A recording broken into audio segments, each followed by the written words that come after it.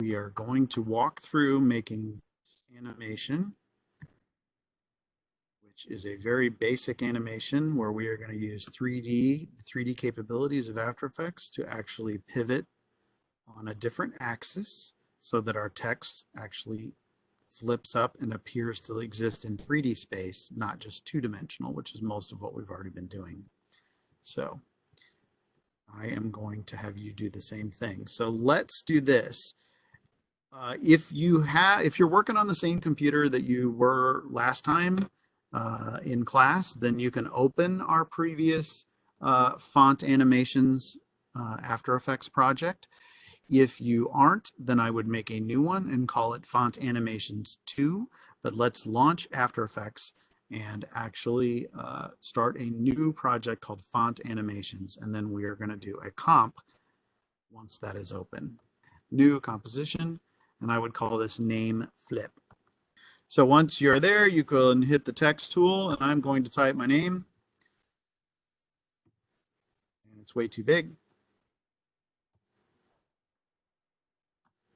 And it's also basically semi-transparent, which it actually isn't. It's black on black. So I'm going to go in. If you don't remember, you can go into the character section on the right-hand side, and you can actually change your color.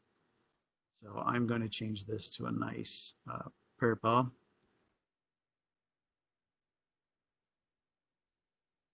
And then I'm going to scale it down a bit. And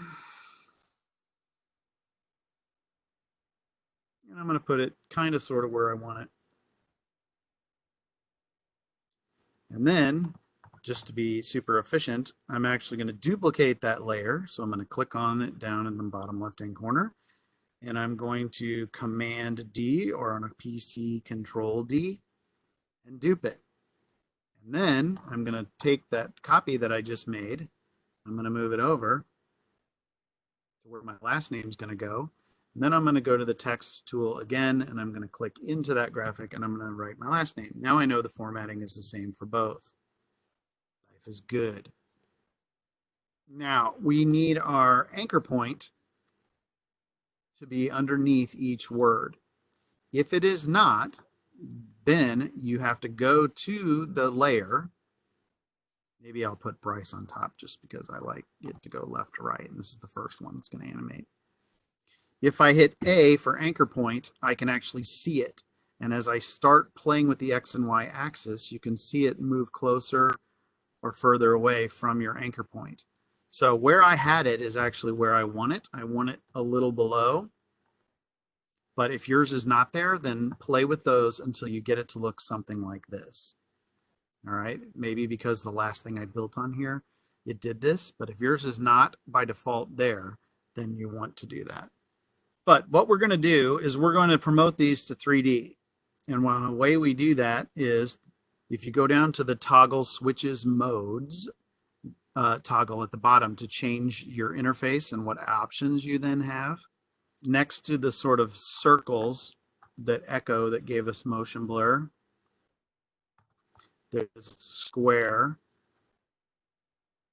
that is a 3D block looking thing. We're going to turn that on.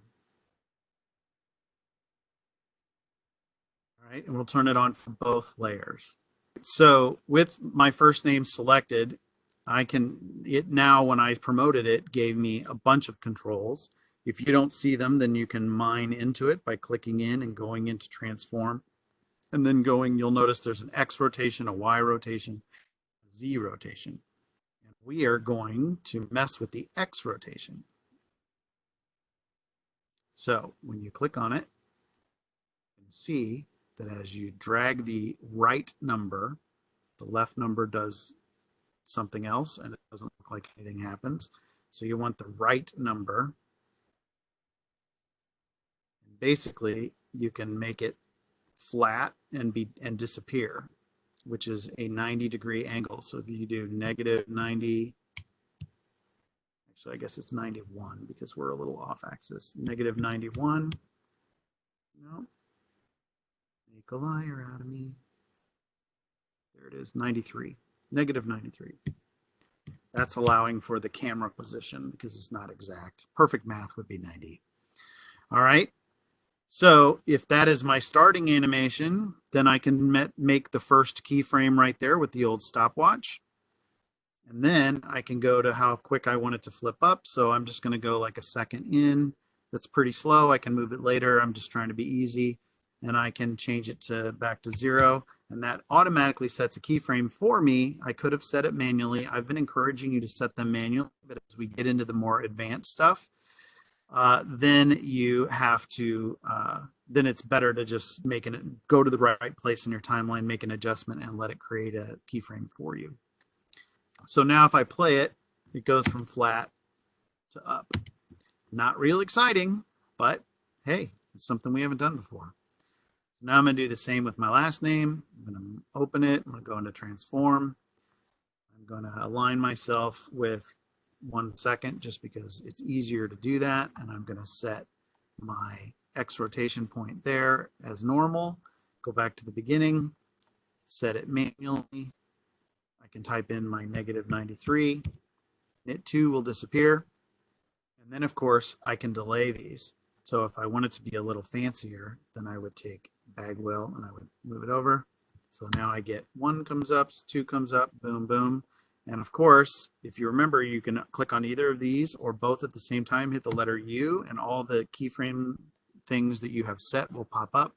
And I could decide, okay, yeah, I want these to be smoother. So I can right click on them and say, give me an ease in on these. Ease in. Now it should be a little smoother. Yay, isn't that pretty?